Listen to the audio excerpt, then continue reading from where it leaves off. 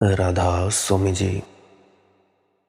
बाणी बाणी राधा स्वामी दयाल सतनाम सतपुरुष की। आज की सत्संग वीडियो का विषय है संतों महात्माओं ऋषि मुनियों द्वारा रचे शास्त्र वेद पुराण, चाहे स्वामी जी महाराज जी द्वारा लिखे गए बाणियाँ, चाहे बाबा कबीर दास जी, गुरु नानक देव जी, इनकी वाणियों का सही सही अर्थ हमें कब समझ में आता है। आखिर दुनिया में बहुत से लोग हैं जो हमें इतने अर्थ अपनी बुद्धि के अनुसार समझाने की कोशिश करते हैं, फिर भी क्यों सूना सूना सा लगता है। क्यों लगता है कि भीतर खाली खाली है।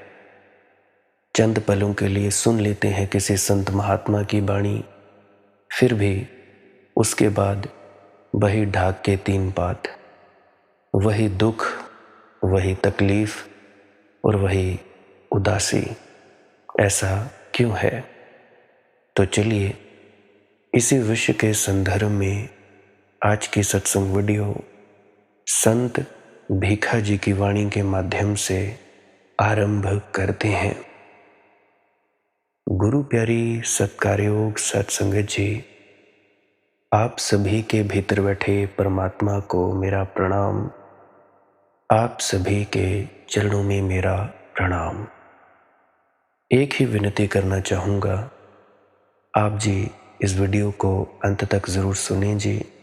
क्या पता किसी प्रश्न का जवाब मिल जाए जिससे आपका मन ठहर जाए और आप भीतर उतरने में काबिल हो जाओ और आप लोगों की तरक्की हो जाए। तो अब मैं अपने मूल विषय की ओर बढ़ता हूँ। वाणी है भीखा जी की। देई कर कोल करार विसारो, जियना बिन भजन हराम।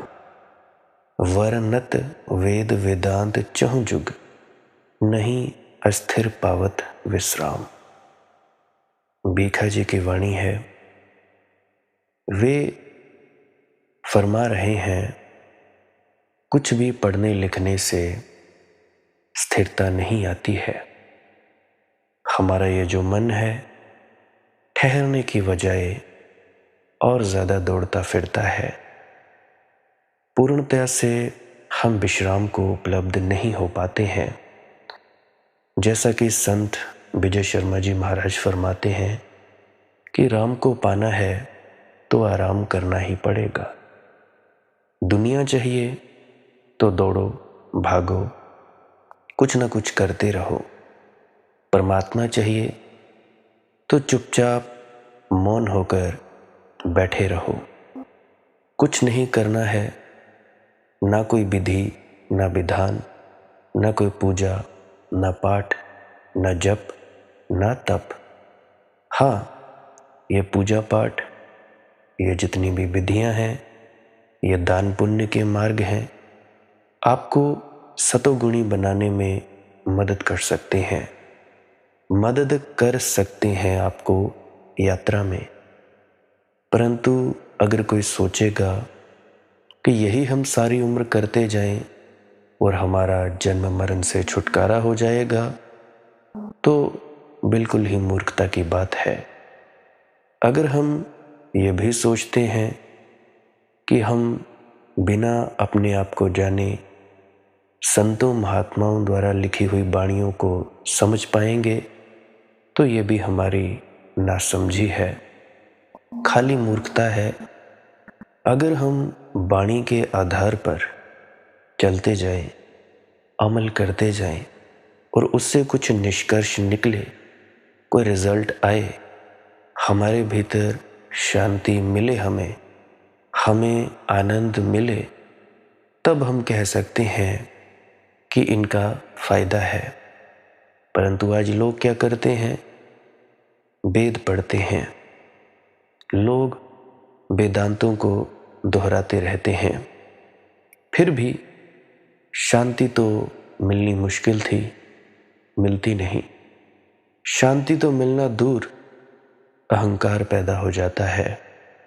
मैं ज्ञानी हूँ, मैं गुणी हूँ, मैं इस फलाने शास्त्र को जानता हूँ, मैं रामायण जानता हूँ, मैं विनती और प्रार्थना के सब शब्द जानता हूँ, मैं हर कुछ जानता हूँ, मैं ये जानता हूँ, मैं वो जानता हूँ। सभी वेदों में लिखित है एक सत्य। वेदांत दोहराते रहते हैं परमात्मा के प्रति सत्यों को, और तुम लोगों ने भी सुने हैं वो सत्य, और तुम लोगों ने भी याद कर लिए हैं वो सत्य कि मैं आत्मा हूँ और मैं आत्मा परमात्मा की अंश हूँ। ये पढ़ लेने से क्या होता है?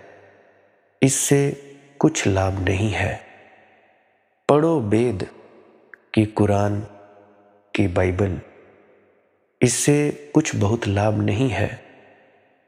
पढ़ोगे तो वेद, मगर पढ़ोगे ही ना। राधा स्वामी सत्संग व्यास की पुस्तकें पढ़ोगे ही ना।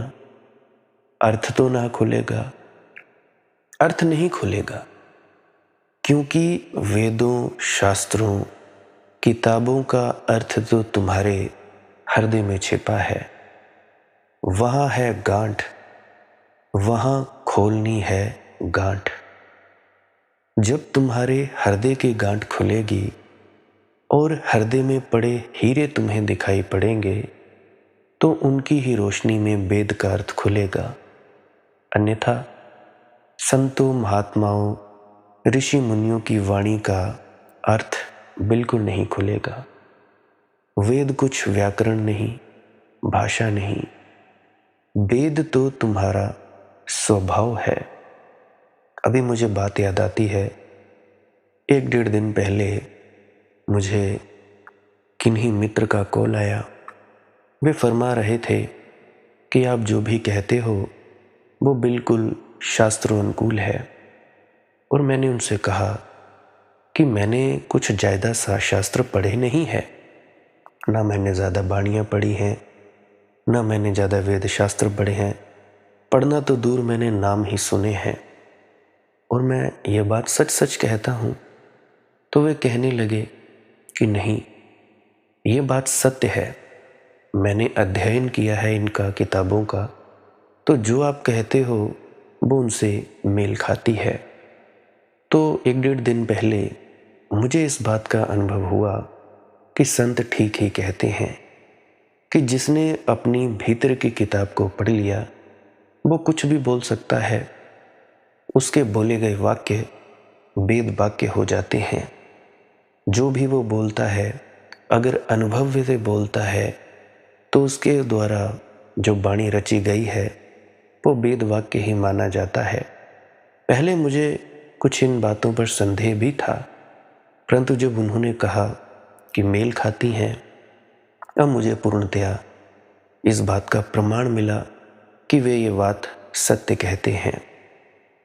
तो वेद, वेदांत चारों युगों से वर्णन कर रहे हैं उस परमात्मा का, पुकार दे रहे हैं तुम्हें कि नहीं अस्थिर पावत विश्राम। लेकिन तुम्हारे चंचल चित्त ने, तुम्हारी भाग दौड़ ने अभी तक विश्राम नहीं पाया है। अगर राम को पाओ तो विश्राम मिले। राम ही विश्राम है, राम के बिना कहाँ विश्राम। दौड़ धूप रहेगी जारी, तब तक अंतिम मंजिल ना आ जाए, तब तक पड़ाव है। रात भर रुक जाओ, सुबह फिर चलना होगा, तब तक चलते ही जाना होगा। और अगर कहीं तुम जिद करके किसी पड़ाव को ही मंजिल समझकर रुक भी गए, तो भी तुम्हारे प्राण तड़फते रहेंगे। राम से बिना मिले कोई उपाय नहीं है। सारी उम्र साधन ही साधन, अभ्यास ही अभ्यास करना मंजिल नहीं है।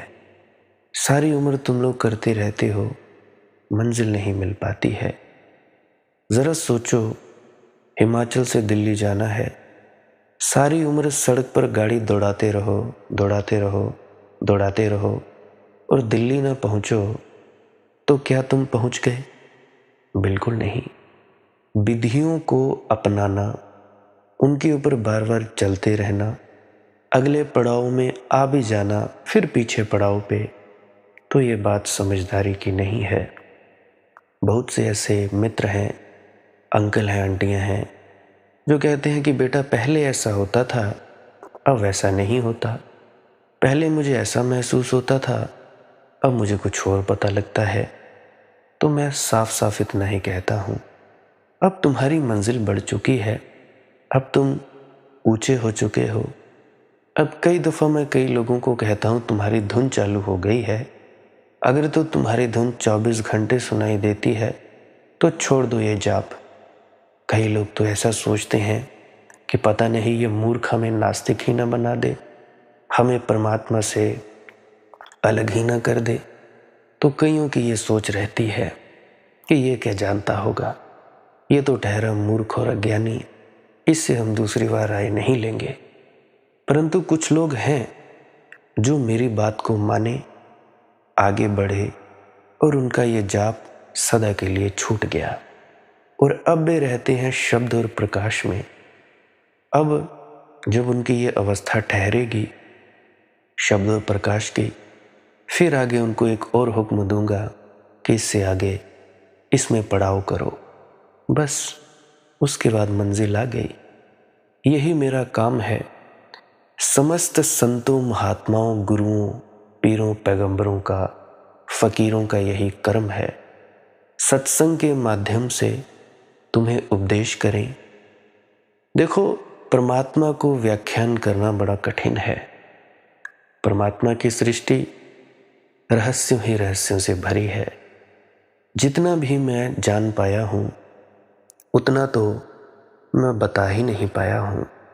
कोई भी रहस्य है, कोई भी राज है, बहुत सारी ऐसी चीज़ें हैं जिनको मैं सोचता था पहले कि अब तो मैं पूरा जान गया, परंतु जैसे जैसे मैं मंजिल पर पहुंचता चला गया वैसे वैसे और नए नए आयाम खुलते चले गए। जैसे एक वैज्ञानिक हो, क्योंकि शुरू से ही वैज्ञानिक बुद्धि का व्यक्ति रहा हूं, जब तक प्रयोग करके ना देख लूं तब तक मैं मानने को तैयार नहीं था। प्रयोग करता गया, करता गया, करता गया। किसी ने कहा मुझे कि बेटा त्राटक करो, मैं किया। किसी ने कहा चंद्रमा को देखते रहो, मैं रात रात भर छत पे जाता, 4-4, 5-5 घंटे एकटक चंद्रमा को देखता रहता। कोई कहता कि अगर तुम पशुओं को अपनी तरफ खींच सकोगे इस वशीकरण विद्या से, तो मैंने वो भी किया, परंतु शांति मुझे मिलती नहीं थी। कुछ दिनों के बाद और व्यक्ति मिले, कहने लगे कि बेटा ये तुम करो, इससे तुम लोगों के मन पड़ जाओगे। मन पड़ने लगा। फिर भी ऐसा करते करते एक दिन मैं सोचने लगा कि यार मनदीप, तू लोगों के मन पड़ने लगा, हो क्या गया? तेरे अंदर तो वही उथल पुथल है, शांति नहीं। ऐसे ही मेरी खोज थी और एक दिन मेरे जो बड़े फुफड़ जी हैं, वे पाठी हैं, उनके घर गया रहने 3-4 दिन के लिए।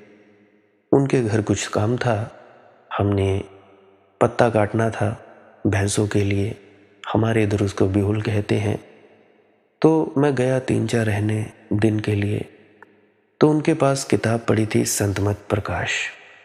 मैंने इसको खोला, देखा, पढ़ता चला गया और 3-4 दिन में मैंने ख़त्म कर दी। और इतना उसका मुझ पर प्रभाव पड़ा, मैं सोचता ही चला गया कि ये जो चीज़ें हैं क्यों हैं, क्या हैं। फिर और आगे बढ़ा। फिर राधा स्वामी सत्संग व्यास का जो ऑफिशियल यूट्यूब चैनल है, वहाँ पे मुझे पत्र मिले, परमार्थी पत्र। बाबा सावन सिंह जी अपने जो सत्संगी थे उनको लिखते थे, उनको सुनता गया, वो भी ख़त्म हो गए। फिर महाराज चरण सिंह जी के थे, वो भी ख़त्म हो गए। फिर उनके अंग्रेज़ी में संवाद थे, जो फॉरेनर्स थे वो भी सुन लिए। फिर मैंने ये निचोड़ निकाला कि कुछ करने से होगा नहीं, होगा तो कुछ नए करने से। बाबा सावन सिंह जी को सुना। ये जो ऑडियो बुक्स यूट्यूब पर पड़ी हैं, बड़ा भला हो राधा स्वामी सत्संग ब्यास वालों का, उनकी एडमिनिस्ट्रेशन का, जिन्होंने ये डाले परमार्थी पत्र और ये जो क्वेश्चन आंसर्स थे, संवाद थे। तो उनसे मुझे यही पता लगा बाबा सावन सिंह जी से कि बिना हिले डुले बैठना है, शरीर को हिलाना नहीं है और अंधेरे में देखते रहो। उसके बाद मैं इंग्लिश में क्वेश्चन आंसर सुन रहा था इनके, बाबा चरण सिंह जी के, उनके शिष्यों के साथ संवाद। तो वो भी यही चीज़ कर रहे थे। किसी ने प्रश्न पूछा, Maharaj ji where is third eye? तो वो फरमा रहे थे अंग्रेजी में कि third eye is the faculty to see within. There is no point called as third eye but the faculty to see within, मतलब देखने की क्षमता, अपने अंतस में देखने की। अगर आप किसी एक पॉइंट को ढूंढोगे तो उस पॉइंट को ढूंढने से आपकी आंखों में दर्द होगा, दिमाग में दर्द होगा, जिससे कि आप पागल भी हो सकते हो। तो उन्होंने कहा, तो धीरे धीरे धीरे मतलब बात बनती गई। तो इस तरह से मेरी यात्रा थी।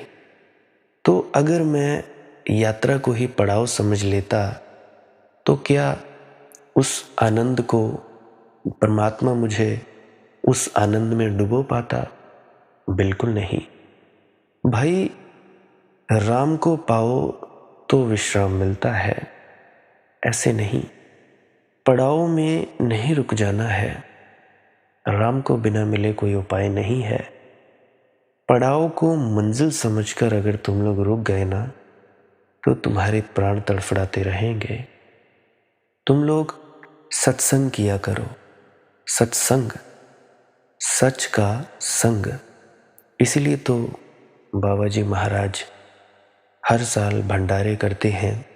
भंडारे में ये थोड़े ना मतलब है कि तुम लोगों को इकट्ठा करो और तुम लोगों को बोलो कि दान में दान पात्र हमारे भर दो, हम तुम्हें ये कर देंगे, वो कर देंगे। नहीं, उनका मकसद है कि सब पर दया मेहर होती रहे। एक तो दया मेहर उसने कर दी, एक दया मेहर करते हैं सद्गुरु सत्संग के माध्यम से। अगर तुम लोग सत्संग सुनोगे, गुरु के, सद्गुरु के सत्संग सुनोगे, तो उनसे बहुत ज़्यादा सीख मिलती है। पड़ाव हमारे छूटते चले जाते हैं और हम मंजिल की ओर बढ़ते चले जाते हैं। अब बहुत से ऐसे जीव हैं नहीं जा पाते। उम्र हो गई है, बूढ़ी हड्डियां काम नहीं करती, बूढ़ी आंखें भी काम नहीं करती। अगर वे जाना भी चाहें तो किसी को कष्ट देना भी नहीं चाहते। तो उन्हीं के लिए ही पता नहीं क्या मालिक की मौज है। घर बैठे सत्संग उपलब्ध हुआ जा रहा है। जो 40 साल से तड़फ रहे थे सद्गुरु की याद में कि हे रब्बा, हे बाबा, तू हमारे पास आता क्यों नहीं, आता क्यों नहीं, अब उसने देखो कितना आसान कर दिया। मैं कोई ऑफिशियल यूट्यूब चैनल नहीं कि मैं कोई डेरा ब्यास का या किसी आगरा की संस्था का या होशियारपुर की संस्था का कोई यूट्यूब चैनल हूँ। ऑफिशियल यूट्यूब चैनल में नहीं हूँ। अब एक किसी ने मुझसे पूछा था कि दादा भवानी और दादा मंगाराम जी के सत्संग कहाँ मिलेंगे, तो उनको बता देना चाहूँ कि यूट्यूब पर जाकर सर्च करना RSSB, राधा स्वामी सत्संग ब्यास, उस पर क्लिक करना। वहाँ पे प्लेलिस्ट में जाना और वहाँ पे नीचे दादा भवानी जी के सत्संग भी मिल जाएंगे और दादा मंगाराम जी के भी, महाराज चरण सिंह जी के भी सत्संग मिल जाएंगे। ऑफिशियल वेबसाइट पर ढूंढोगे तो मिल जाएंगे। बाकी अगर किसी ने डुप्लीकेट कॉपी करके अपने यूट्यूब चैनल पे डाला होगा तो वो चैनल डिलीट भी हो सकते हैं। तो ऑफिशियल पर ही जाना।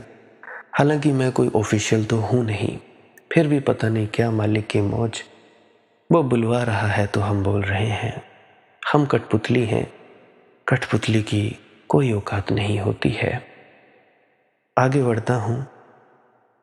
वर्णत वेद वेदांत चुह जुग, नहीं अस्थिर पावत विश्राम। जोग जग तप दान नेम व्रत, भटकत फिरत भोर अरूर शाम। ऐसा भी नहीं है कि तुम लोगों ने कुछ किया ना हो।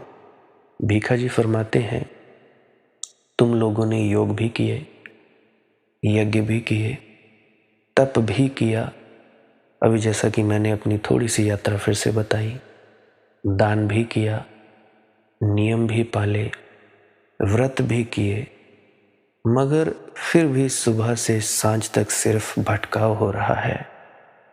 क्योंकि ये सब तुमने किया तो, मगर इस करने में राम का प्रेम नहीं था। इस करने में स्वर्ग पाने का लोभ होगा। इस करने में मृत्यु के पार की व्यवस्था कर लूं अभी से, बीमा कर लूं अभी से, इसकी आकांक्षा होगी। इस सब में नरक का भय होगा।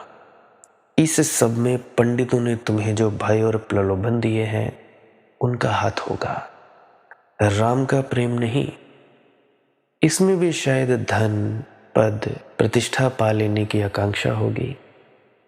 वो मुझे सतेंद्र सरताज जी का एक वाक्य याद आ रहा है कि चार ही तरीके नाल बंदा करे काम, शौक नाल, प्यार नाल, डंडे नाल, खंडे नाल। या तो शौक से करे, या प्यार से, या डंडे से, या खंडे से।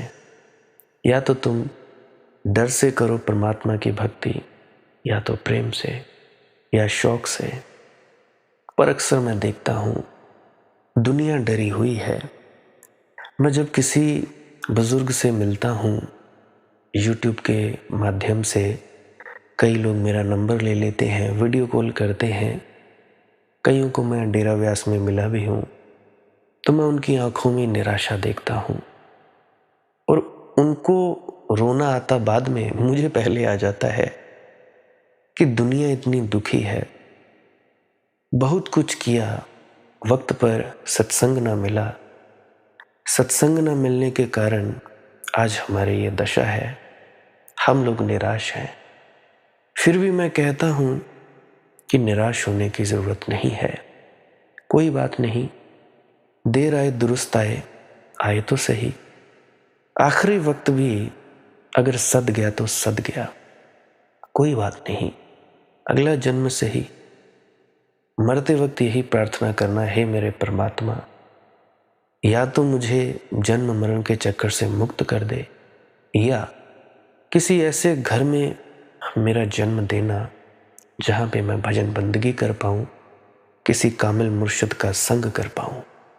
तो मैं बात कर रहा था कि ईश्वर को पाने के लिए तुम सब नहीं करते हो कुछ। धन, पद, प्रतिष्ठा, ये सब पा लेने की आकांक्षा होती है। मंदिरों, मस्जिदों, गुरुद्वारों में भी जाकर तुम लोग क्या मांगते हो? तुम लोगों ने कभी सोचा? मुझे एक कहानी याद आती है कि एक बहुत अमीर व्यक्ति, धनी व्यक्ति आया और सूफी फकीर जुन्नैद के सामने उसने 1000 सोने की अशर्फियां रख दी। कहा कि महात्मन इन्हें स्वीकार कर ले, बड़ी कृपा होगी। जुन्नैद ने कुछ आदमी के भीतर झांका और कहा कि पहले कुछ सवाल। पहला सवाल यह कि तेरे पास क्या और अशर्फियां हैं?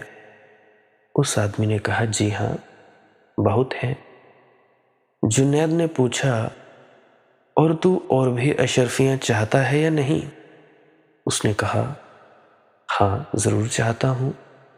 असल में ये जो 1000 अशर्फियां आपके चरणों में चढ़ाई हैं, इसी आशा से कि सुना है मैंने कि आपके चरणों में एक चढ़ाओ और करोड़ गुना मिलता है। जुनैद ने कहा, तो ले जा भाई ये अशर्फियां वापिस, क्योंकि तू गैरत कारण से ले आया है। तेरे मन में प्रेम का उदय नहीं हुआ है, तू लोभ से ही आया है। ये दान नहीं है, यह तो सौदा है।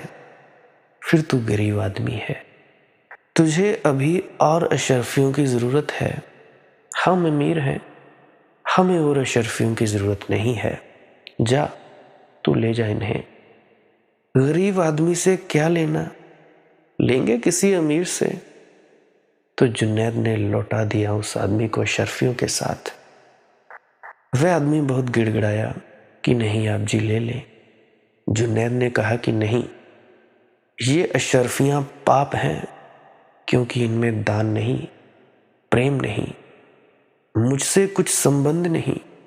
तू तो अपना सौदा कर रहा है, तू तो जुआ खेल रहा है, तू तो दांव लगा रहा है।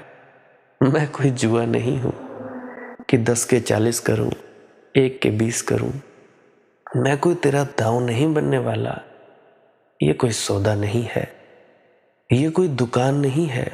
जा, ले जा यहां से, भाग जा यहां से और दोबारा कभी मत आना। और जिन्होंने तुझसे कहा है कि 1-2 जुनैद को और करोड़ मिलता है, गलत कहा होगा। बेईमान होंगे वे। जब तक मैं जिंदा हूं तब तक तो ऐसी झूठी बात मत करो। मेरे मरने के बाद जरूर यही लोग इकट्ठे हो जाएंगे, जुनैद ने कहा, और यही प्रलोभन। तुम करते हो योग भी, भजन सिमरन भी, व्रत भी, तप भी, दान भी, नियम भी, लेकिन क्या तुम्हारी आत्मा के आनंद से इसका जन्म होता है? क्या तुम प्रफुल्लता से करते हो या कोई प्रलोभन? अगर प्रलोभन है तो भटकते रहोगे सुबह से सांझ तक, जन्म से मृत्यु तक। सुर नर मुनिगण पच पच हारै। इसलिए तो देवता भी, मनुष्य भी और जिनको हम तथाकथित मुनि कहते हैं वे भी पच पच हारे, पच गए, हार गए, बुरी तरह हारे हैं, क्योंकि शुरुआत गलत थी। बीज ही गलत बो दिया था। बीज नीम का बो दिया था और आम की प्रतीक्षा करते रहे। पची पची हारे, हारते ना तो और क्या होता। नीम के बीज से आम का पौधा होने वाला नहीं है। लाख तुम उपाय करो, लाख योग, यज्ञ, जप तप, पूजा पाठ, नेम व्रत, जो भी करना हो करो, नीम का बीज बोया है तो नीम का ही वृक्ष पैदा होगा। और साधारण आदमियों की तो बात छोड़ दो, तुम्हारे तथाकथित मुनि, साधु, महात्मा जरा भी भिन्न नहीं है तुमसे। इंच भर का फासला नहीं है उनमें और तुम में। तुम्हारा गणित, उनका गणित एक। तुम भी लोगों को लूटना चाहते हो, वे तो लूट ही रहे हैं। महंगी महंगी गाड़ियों में घूम रहे हैं, अपनी कमाई का कोई साधन नहीं, लूट रहे हैं तुम लोगों को, और तुम लोग लूटने के लिए तैयार हो। कौन समझाए तुम्हें? तुम लोग तैयार ही बैठे हो लूटने के लिए। अब तुम लोग मेरे पास आना चाहते हो। क्या करोगे मेरे पास आकर? कुछ होगा? नहीं कुछ होगा। जो तुम लोगों को घर बैठे सत्संग के माध्यम से लाभ हो जाएगा, हो सकता है शायद मेरे पास आकर ना हो। वक्त की बर्बादी करो। अभी कुछ ही दिन पहले एक व्यक्ति ने मुझसे कहा, आप किसी स्टेज पर क्यों नहीं बैठते, संत हो जाओ, आप ये ज़मीन खरीद लो, डेरा बना लो, ये कर लो, वो कर लो। तो मैंने उससे कहा कि भाई, मैं ये संत महात्मा होकर पहले देख चुका हूँ। कई बार गिरा, कई बार उठा। अब मुझे कोई हवस नहीं। मैं बस बोलता हूँ क्योंकि बोलना है। हुक्म है अंदर सबको, बाहर हुक्म ना कोई। उसका हुक्म है तो बोल रहा हूँ, नहीं हुक्म होता तो कैसे बोलता। एक लफ्ज भी नहीं बोल पाता। बुलवा रहा है तो बोल रहे हैं। अभी उसने मिलने की इजाज़त नहीं दी है, कम दी है। कुछ ही दिन पहले मैंने मिलना शुरू किया था, परंतु नहीं, मुझे नहीं लगता कि लोग तैयार हैं। लोग ढूंढते हैं सस्ता सौदा। कुर्बानी कोई नहीं देना चाहता। बाकी जगह जाना हो, बड़ी बड़ी कुर्बानियाँ, 1.5 2 हफ्ते पहले तैयारियाँ कि नहीं जी हमने फलानी जगह जाना है, फलाने के साथ मिलने जाना है, उसके पास जाकर ये होगा वो होगा। होए चाहे कुछ भी ना, मिले चाहे कौड़ी भी ना, परंतु फिर भी वे जाते हैं। तो इसीलिए क्या ही मिलना। तो मालिक का हुक्म है, हुक्म अंदर सबको, बाहर हुक्म ना कोई। तो मैं कह रहा था कि ये जो तुम्हारे तथाकथित साधुजन महात्मा जरा भी भिन्न नहीं है तुमसे, लूटते हैं। और शायद इसीलिए तो वे तुम्हें प्रभावित करते हैं, क्योंकि उनकी भाषा और तुम्हारी भाषा एक। अब मेरी भाषा में कटुता है, चीरती चली जाती है। जैसे ही मेरे शब्द तुम्हारे हृदय के अंदर जाते हैं, तुम्हारे अहंकार को काटते चले जाते हैं आरे की तरह। ये आज की लेटेस्ट टेक्नोलॉजी की बात करूं तो लेजर की तरह काटते चले जाते हैं, चीर डालते हैं। और तुम लोगों में से बहुत ऐसे हैं जो मेरी बात सुन नहीं पाते, फिर कहते हैं कि हमें दर्द होता है। क्योंकि अभी शायद 1-1.5 महीना हुआ, शायद हफ्ता हुआ, एक बहन मुझसे कहने लगी कि भाई मैंने बड़ी मुश्किल से तुम्हारा सत्संग खत्म किया, मुझे गुस्सा आ रहा था, मुझे लग रहा था कि बंद कर दूं, क्योंकि मेरे अहंकार को चोट लग रही थी। तो यह है तुम लोगों के हाल। मेरी वाणी चीरेगी तुम लोगों को। मैं कोई तुम लोगों को लोरियां सुनाने नहीं आया हूं कि लोरियां सुना सुना के तुम लोग सो जाओ। और मेरी वाणी में कोई फिल्टर भी नहीं है। फिल्टर माने कि बात को घुमा कर कह दूं, सीधी बात, साफ स्पष्ट, कोई भेदभाव नहीं, ट्रांसपेरेंट। तो मैं बात कर रहा था कि भाई तुम लोगों को ये लोग इसलिए प्रभावित कर पाते हैं क्योंकि उनकी भाषा और तुम्हारी भाषा एक है। शायद इसलिए तो तुम उनके पास इकट्ठा होते हो, क्योंकि वे वही कहते हैं जो तुम लोग सुनना चाहते हो। वे वही कह सकते हैं जो तुम चुनना चाहते हो। उनके पास कुछ और है भी नहीं, कोई क्रांति नहीं जीवन की, कोई नए का उद्घोष नहीं, पुरानी पिटी पिटाई बातों को दोहरा रहे हैं। तुमने भी सुनी है वे बातें, इतनी बार कही गई हैं वे बातें, इतनी बार दोहराई गई हैं वे बातें कि तुम्हारे खून में मिल गई हैं। और जब झूठ भी बार बार दोहराया जाए और दोहराए जाते हैं तो सत्य जैसे मालूम होने लगते हैं। इसीलिए तो एडवर्टीजमेंट वाले असत्यों को दोहराए जाते हैं। वे इसकी फिक्र ही नहीं करते कि तुम मानोगे कि नहीं मानोगे। वे दोहराए चले जाते हैं, दोहराए चले जाते हैं। एक सीमा है, उसके बाद तुम मानने लगते हो। अगर सांझ से सुबह तक तुम्हें एक ही बात सुनने को मिले, अखबार में, टीवी में, यूट्यूब में, फिल्म में, बाजार में, सड़कों पर लगे पोस्टरों पर, तुम चाहे सचेतन रूप से ध्यान दो या ना दो, तुम चाहे ख्याल करो या ना करो कि ये साबुन हुई सर्वश्रेष्ठ साबुन है।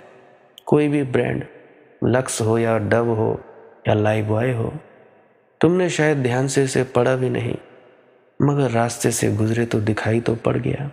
और अब तो भाई ऐसी एडवर्टीजमेंट चलने लगी हैं जो बिजली से चलती हैं, तो 3D में दिखाने लग गए हैं।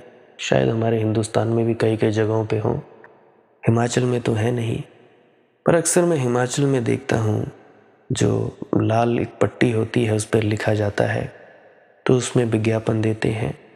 अभी मैं एक और आपको बताता हूँ विज्ञापन की तरकीब। मैं खुद वीडियो एडिटर हूँ, मैं जानता हूँ।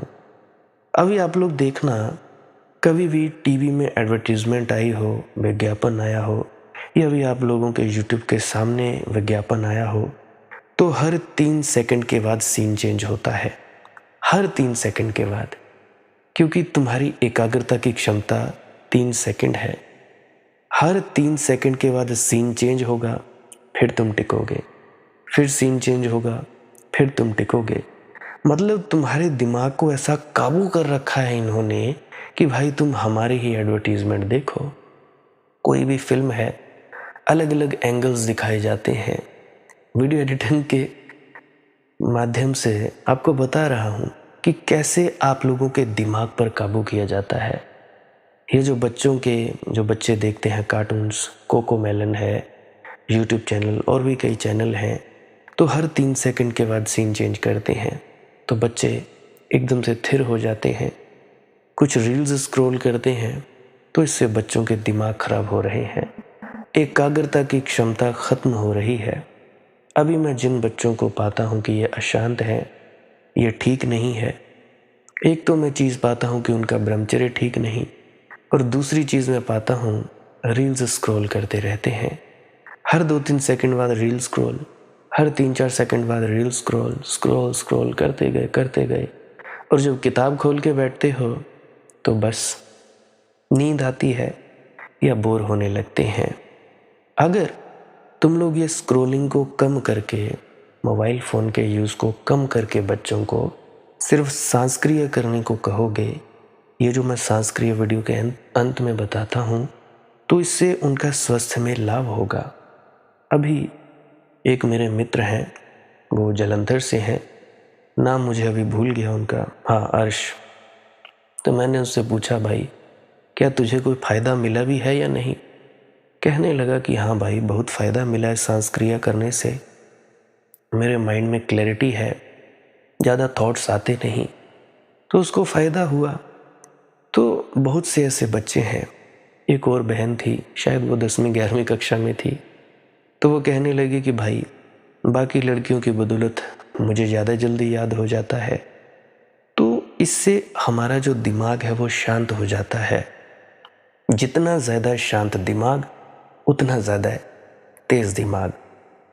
अगर आपको टेक्नोलॉजी की भाषा में समझाना चाहूँ, मोबाइल है, 10 टास्क हैं, 10 एप्लीकेशन खोली हैं, तो 10 एप्लीकेशन अगर खोली हैं तो मोबाइल फ़ोन जल्दी गर्म होगा।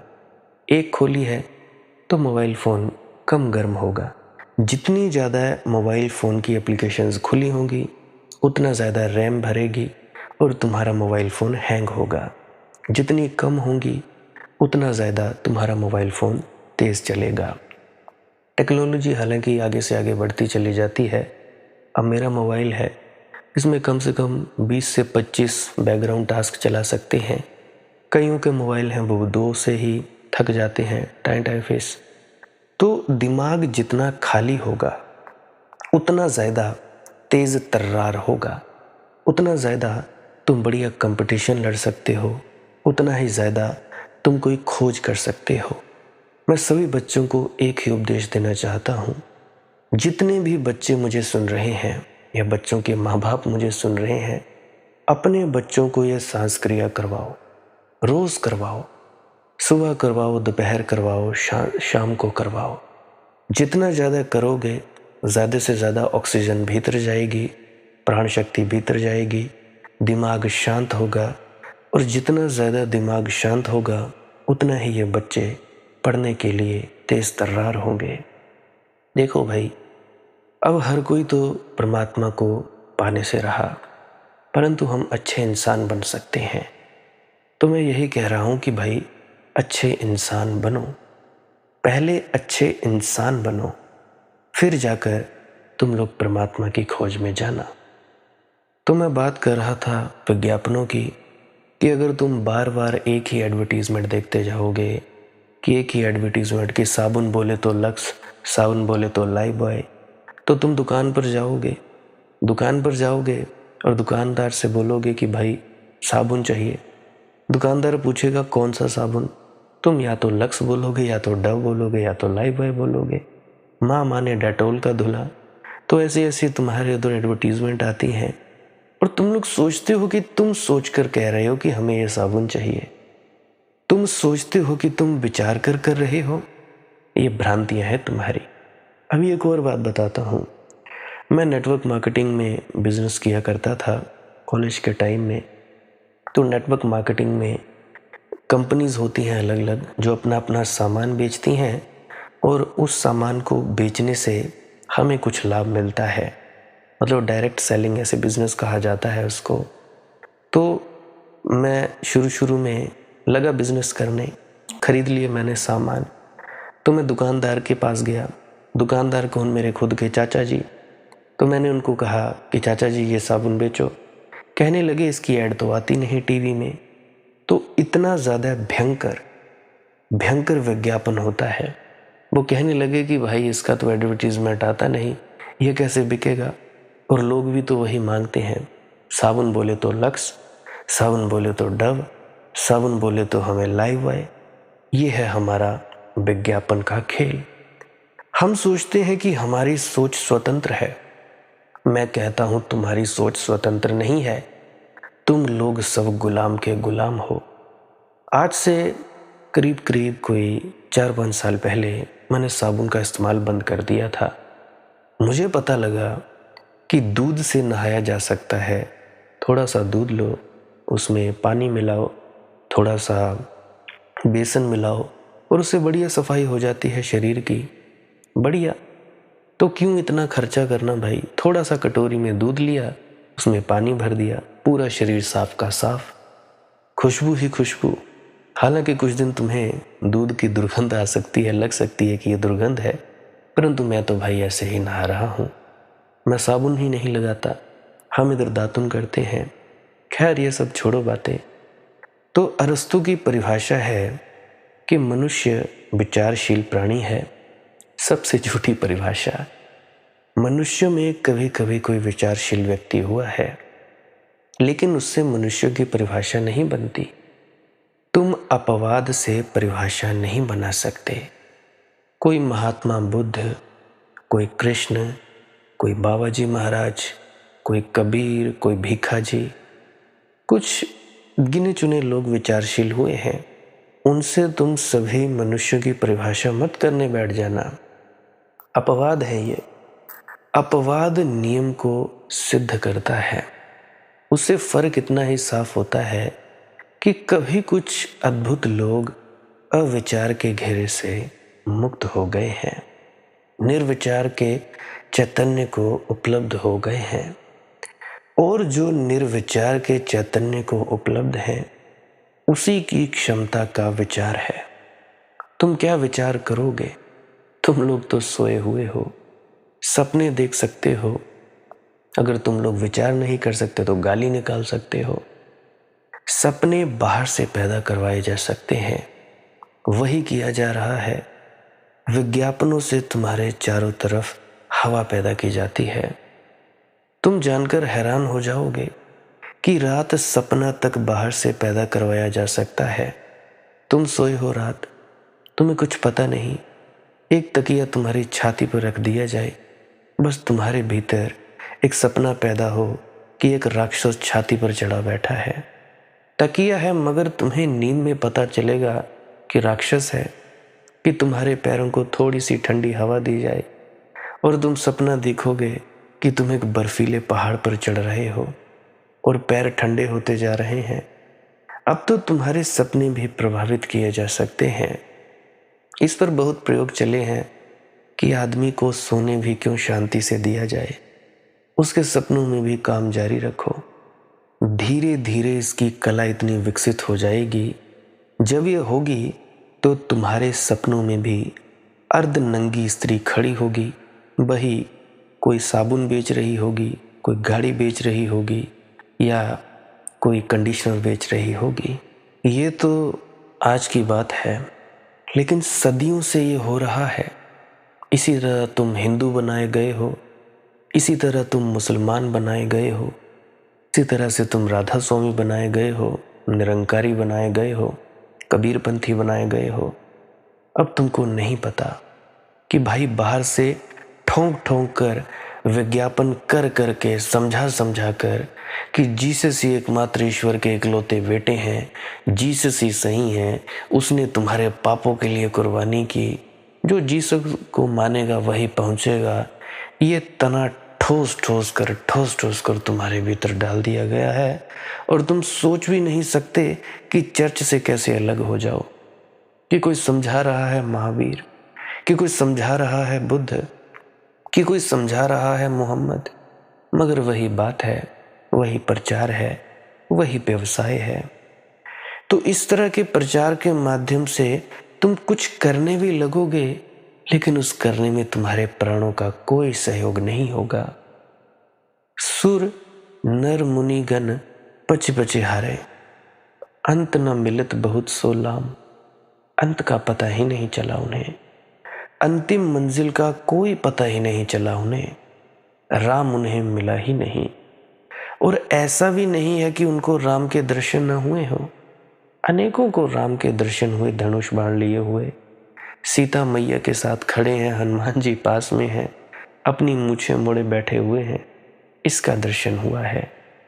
मगर जब तक तुम्हें इस तरह के दर्शन हो रहे हैं तब तक तुम समझना कि सपने चल रहे हैं। सब सपना। श्री राम कोई चित्र की तरह प्रकट नहीं होंगे कि धनुष बाण लिए खड़े हैं। श्री राम कोई चित्र की भांति प्रकट होने वाले नहीं हैं भाई। राम तो स्वानुभव है, दृश्य की तरह नहीं, दृष्टा की तरह अनुभव होगा। मैं राम हूं ऐसा अनुभव होगा। अहम ब्रह्मस्मि ऐसा अनुभव होगा। जब तक तुम्हें राम बाहर दिखाई पड़े तब तक समझना ये प्रचारित राम है, ये विज्ञापित किए गए राम हैं।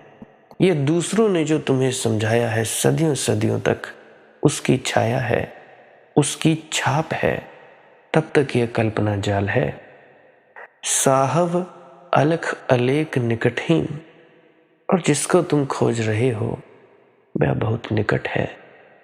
साहब अलख, यद्यपि देखने में नहीं आता, पढ़ने में नहीं आता, भीखा बात अगम की कहन सुनन में नहीं, उसकी कोई व्याख्या नहीं है, उसका कोई निर्वचन नहीं होता, फिर भी वह बहुत निकट है, निकट से भी निकट है। निकट कहना भी ठीक नहीं, क्योंकि वही तुम्हारा अंतरतम है। साहब अलख अलेख निकटहीन, घट घट नूर ब्रह्म को धाम। कहाँ खोज रहे हो? किस धर्मधारी राम में, किस बांसुरी बजाने वाले कृष्ण में, किस नग्न खड़े महावीर ने, किस दाढ़ी मूछ वाले महात्मा में? कहाँ खोज रहे हो भाई? जब दाढ़ी मूछ वाला महात्मा ही खुद कह रहे हैं ओ पाई अंदरों मिलूगा, अंदरों दे सिर्फ समझाउण वास्ते है, क्यों नहीं तुम्हारी खोपड़ी में जाती? वह तुम्हारे भीतर खड़ा है, वह तुम्हारे भीतर विराजमान है। सब कुछ घर में बाहर नहीं, बाहर टूंडे सो परम पुलाही। जैसा तुम्हारे भीतर विराजमान है ऐसा ही प्रत्येक के भीतर विराजमान है। लेकिन पहली पहचान अपने भीतर होती है, फिर तो घट घट नूर ब्रह्म को धाम। क्योंकि जिसने अपने भीतर देखा उसने सबके भीतर देखा। जिसने एक बूंद में पा लिया उसने सारे समुद्र को पा लिया। जिनको अपने भीतर पहचान हो गई, बस बात हो गई, मौलिक बात हो गई। फिर मनुष्य में ही नहीं, वृक्षों में भी, चट्टानों में भी वही दिखाई पड़ेगा। चट्टान में वह चट्टान है, वृक्ष में वह वृक्ष है, पशु में पशु, पक्षी में पक्षी, मनुष्य में मनुष्य। ये सारे रूप उसके हैं, ये सारे रंग उसके हैं। परमात्मा बड़ा रंग बिरंगा है, बड़ा सतरंगा है। परमात्मा पूरा का पूरा इंद्रधनुष है। परमात्मा संगीत के सातों स्वर है। परमात्मा एक आयामी नहीं है, बहुआयामी है। पूरा सरगम है। सा रे ग म प ध नि सा नि ध प म ग रे सा। सरगम, कुछ बचता नहीं उससे। पर पहली पहचान भीतर, भीतर। जो उसे बाहर खोजने चलेगा चूकता रहेगा। बाहर उसे जान ही कैसे सकते हो जो भीतर नहीं जान सके भैया। निकट जो था वहां नहीं पहचान सके, दूर को कैसे पहचान सकोगे? जिसने शहद का स्वाद लिया है, जाना मिठास, अब दूसरे को शहद पीते देखेगा तो जानेगा कि क्या घट रहा है। लेकिन जिसने शहद का स्वयं स्वाद नहीं लिया, वह दूसरे को कितना ही शहद पीते देखे, उसे कुछ भी पता नहीं चलेगा। प्यास लगी और तुमने जल पिया, फिर तुम किसी को भी जल पीते देखोगे तो तुम जानोगे कि प्यास की तृप्ति क्या है। धूप पड़ी और तुम छाया में बैठे, तो तुम जानोगे छाया में बैठे हुए व्यक्ति का अनुभव क्या है। लेकिन तुमने कभी धूप का अनुभव नहीं किया, तुमने कभी छाया नहीं जानी, तुमने प्यास नहीं जानी, तुमने तृप्ति नहीं जानी, तुमने शहद का स्वाद नहीं लिया। तुम कैसे समझोगे, तुम कैसे पहचानोगे। दूसरे को देखकर तुम कुछ भी नहीं पहचान सकते हो जब तक कि पहले पहचान अपने भीतर ना बन गई हो, अपने भीतर ना रच गई हो, ना पच गई हो। बड़ा मुश्किल है। तो इसलिए कहता हूं कि भाई भीतर ढूंढो, भीतर। अब कई कहते हैं कि मैं अंतर्मुखी नहीं हो पा रही हूं जी, अंदर नहीं जा पा रही हूं जी, क्या करूं। अरे दीवानो, रोज तो भीतर जाते हो। नींद में कहां जाते हो, परमात्मा के बीच में तो विराजमान हो जाते हो, विलीन हो जाते हो। कहां जाते हो, वहीं तो जाते हो। तो जैसे नींद में गए वैसे बैठे बैठे नींद में चले जाओ, परंतु होश में रहो, होश बना रहे। नींद आ गई तो आ गई, होश बना रहे। होश पूर्वक नींद में जाओगे तो उसे कहा जाता है समाधि और ध्यान। सोए सोए नींद में जाओगे तो नींद। यही फर्क है, एक ही बात है भाई, एक ही बात है। काहे तुम लोग परेशान होते हो, रोज तो जाते हो भीतर, तुम लोग परमात्मा हो ही। अरे हीरा अगर खुद को खोजने चले बाहर कि मैं खोजूं कि हीरा कहां मिलेगा, तो क्या मिलेगा। हीरा क्या पाना पड़ेगा उसको, नहीं। बस भूल गया है कि मैं हीरा हूं। ऐसे तुम सब भूले हुए हो। अगर तुम सब अपनी पहचान कर पाओगे, केवल तभी तुम संतों महात्माओं की गूढ़तम बातों को समझ पाओगे। अन्यथा बड़ा मुश्किल है भाई, बहुत कठिन है। इसीलिए ध्यान में डूबा करो, भजन में डूबा करो, कुछ ना करने में डूबा करो। अगर किसी का कोई प्रश्न है, कोई दुख तकलीफ है, तो कमेंट सेक्शन में लिख सकता है। बाकी मेरी यही दुआ है मालिक से कि आप लोग सभी भीतर पहुंच जाएं, अपने आपे तक पहुंच जाएं, आनंदित हों, सभी का कल्याण हो। भजन सिमरन किया करें, ध्यान में डूबा करें, सांस क्रिया अवश्य किया करें। आज के लिए बस इतना ही। भजन सिमरन क्या है? भजन और सिमरन दो अंग हैं। सिमरन है कुछ शब्दों का जाप करना जो आपको आपके सद्गुरु द्वारा बताए जाते हैं। कोई भी जाप हो सकता है, कोई भी शब्द हो सकते हैं। करना क्या है, किसी कमरे में बैठ जाइए, या रात को बैठ सकते हैं, सुबह बैठ सकते हैं, या जब भी आपको फुर्सत के लम्हे मिले बैठ सकते हैं। तो जब बैठें तो शरीर को बिना हिलाए डुलाए बैठना है। जो बैठ नहीं सकता तो वो लेट जाए, जो चौकड़ी नहीं मार सकता वो टांगे सीधी कर ले। कोशिश ये रहनी चाहिए कि ज़्यादा से ज़्यादा वक्त शरीर को बिना हिलाए डुलाए बैठा जाए। उसके बाद अपने शब्दों का जाप शुरू कर दें। आंख बंद रखें, आंखों पर ज़्यादा जोर नहीं लगाना है, कोई कष्ट नहीं देना है, नहीं तो सर में दर्द होगा और फिर आप लोगों को परेशानी हो सकती है। तो आपने क्या करना है, चुपचाप शांत होकर बैठे रहना है, शब्दों का जाप शुरू कर देना है। जितनी देर भी आप करना चाहो, आधा घंटा, पौना घंटा, 10 मिनट, 15 मिनट, या जितनी भी आपको आपके सद्गुरु द्वारा दिया गया निर्देश है, जितना निर्देश है उसका पालन कीजिए। और उसके बाद दूसरा स्टेप करना बड़ा ही ज़्यादा ज़रूरी है। वो क्या है, वो उसी अवस्था में बैठे रहें या आसन भी बदल सकते हैं। ये जो शब्दों का जाप होता है ये एकाग्रता के लिए होता है, ताकि मन की एकाग्रता आ जाए। और जब मन की एकाग्रता आ जाए फिर दूसरा कदम क्या है, धुन सुनने के लिए बैठना। चुपचाप बैठे रहें, आंख बंद है, शब्दों का जाप बंद कर देना है। और अगर कोई भी आपके गुरु महाराज है उनको आप स्मरण कर रहे थे, याद कर रहे थे, आंखों के सामने शक्ल ला रहे थे, तो उसको लाना बंद कर दीजिए। शब्द धुन सुन रही है तो सुनते रहिए, आंख बंद करके अंधेरे में ही टिके रहें। टिके रहना है और ये इच्छा नहीं करनी है कि कुछ दिखे, कहीं पहुंचा जाए, परमात्मा को पाना है, ये करना है, वो करना है। याद रखें, ना कुछ समझना है, ना कुछ देखना है। ऐसे ही अज्ञानी होकर इसी अंधेरे में पड़े रहें। इसी अंधेरे में पड़े रहना है बस। उसके बाद जो होगा सो होगा। और अगर कोई अनुभव हो भी गया तो इससे ये नहीं कि अगली बार फिर से कामना करनी है कि ये वैसे ही हो। कामना ही सबसे बड़ी अड़चन है। इच्छा ही सबसे बड़ी अड़चन है। किसी चीज़ की तृष्णा करना ही सबसे बड़ी अड़चन है। मांग ही वासना है। अगर परमात्मा चाहिए तो कुछ नहीं मांगना है, चुपचाप बस बैठो, अपने आराम में बैठो, अपने विश्राम में बैठो। धीरे धीरे धीरे वो होगा जो होना चाहिए। अगर मैं ज़्यादा बोलूँगा तो आप लोग फिर से उसकी कल्पना कर लोगे कि जी ऐसा होता है, खंड ब्रह्मांड ऐसे होते हैं, चांद तारे दिखेंगे, फलाना ढिकाना। तो मैं ऐसा नहीं कहूँगा। मैं बस इतना कहूँगा, जो कुछ दिखता है, कुछ भी दिख जाए, वो मन है, वो माया है। जो नहीं दिखता वही आत्मा है, वही आत्मा में होना है।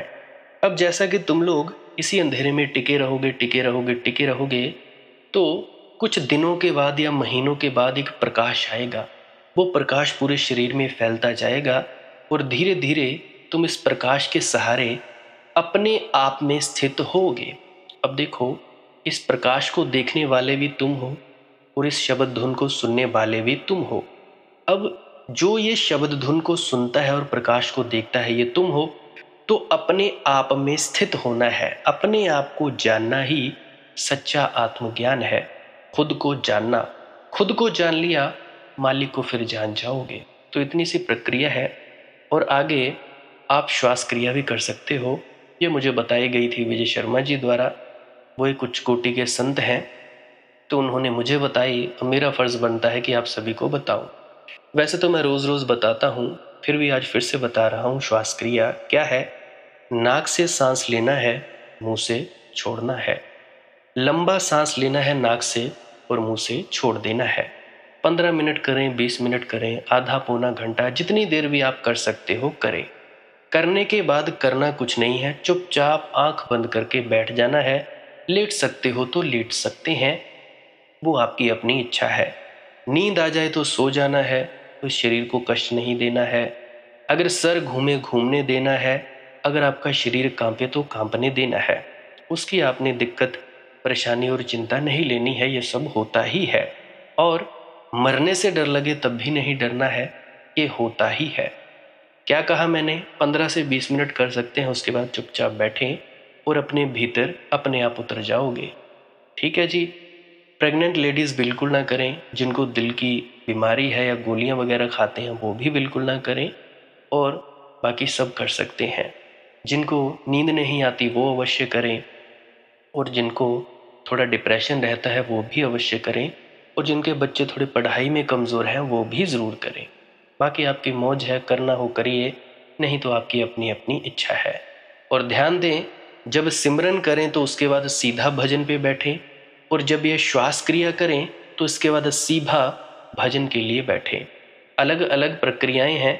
एकाग्रता के लिए है श्वास क्रिया, और एकाग्रता के लिए ही है भजन सिमरन। सिमरन भी एकाग्रता के लिए और श्वास क्रिया भी एकाग्रता के लिए। ठीक है, मिक्स नहीं करना है, अलग अलग करिए। अगर श्वास क्रिया करी तो उसके बाद सीधा धुन सुनने पर बैठें।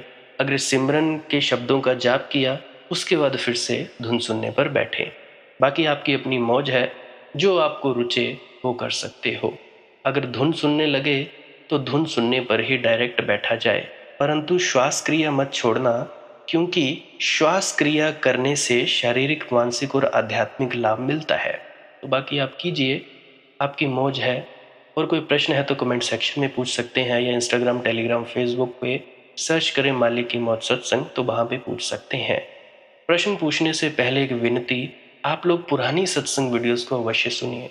क्या पता आपके प्रश्नों के जवाब मिल जाएं और आप अपने भीतर ध्यान में उतर जाएं। बाकी आपकी अपनी मौज है। लाइक कर सकते हैं इस वीडियो को अगर आपको कुछ सीखने को मिला है, और कमेंट सेक्शन में राधा स्वामी ज़रूर लिखें। सब्सक्राइब कर सकते हैं इस चैनल को अगर रोज़ रोज़ नए नए सत्संग सुनना चाहते हैं। और बाकी आप सत्संग लगा के छोड़ दीजिए, और बस छोड़ दीजिए। सुनते सुनते आप ध्यान में प्रवेश करेंगे, या तो आप जी सो जाएंगे, तो आपकी मौज है। बाकी आप लोग अगर शेयर करना चाहो अपने मित्रों तक तो कर सकते हैं, नहीं तो मालिक की मौज है, कोई चक्कर नहीं है। आप मुझे इतने अंत तक सुनते हो, इतने अंत तक सुनने के लिए आपका बहुत बहुत शुक्रिया, बहुत बहुत धन्यवाद। और मुबारक हो आप लोगों ने जो आनंद प्राप्त किया। अब मैं अपने गुरु महाराज को प्रणाम करता हूँ। आप सभी के भीतर बैठे परमात्मा को भी प्रणाम करता हूँ। मेरा प्रणाम स्वीकार करें। राधा स्वामी जी।